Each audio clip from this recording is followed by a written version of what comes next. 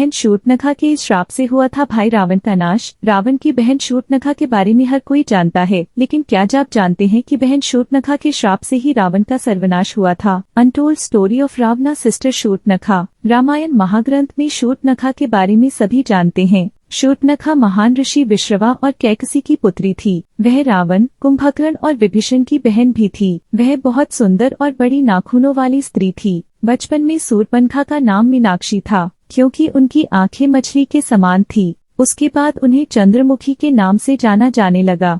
शूर्पणखा का नाखून बहुत लंबे थे, इसलिए उन्हें सभी लोग शूर्पणखा के नाम से बुलाते थे। लेकिन क्या आप शूर्पणखा के श्राप के बारे में जानते हैं? पौराणिक कथा के अनुसार ऐसा कहा जाता है कि भाई रावण को बहन शूर्पणखा ने श्राप दिया था। भाई रावण ने की थी बहन के पति की हत्या। रामायण के मुताबिक रावण की बहन शूर्पणखा भी भाई रावण का सर्वनाश चाहती थी। इसके पीछे एक बहुत बड़ा कारण था। बता दें, शूर्पणखा के पति का वध खुद उसका भाई रावण ने किया था। शूर्पणखा के पति का नाम विद्युतजिह्व था। वह कालके नाम के राजा का सेनापति था। जब रावण विश्व विजय पर निकला तो कालके से उसका युद्ध हुआ। इस युद्ध के दौरान उनका सामना शूर्पणखा के पति से भी हुआ था। युद्ध में रावण ने विद्युतजिह्व का भी वध कर दिया। तब शूर्पणखा ने मन में रावण को श्राप दिया कि मेरे कारण ही तेरा सर्वनाश होगा।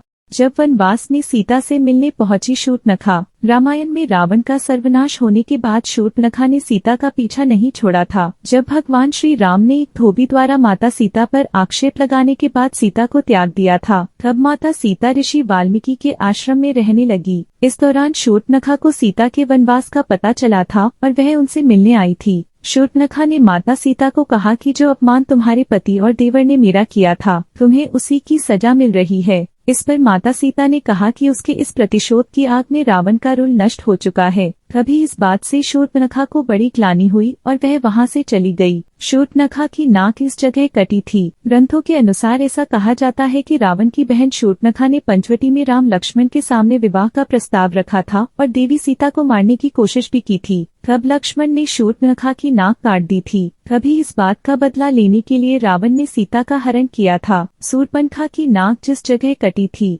वह क्षेत्र नासिक के नाम से प्रसिद्ध हुआ।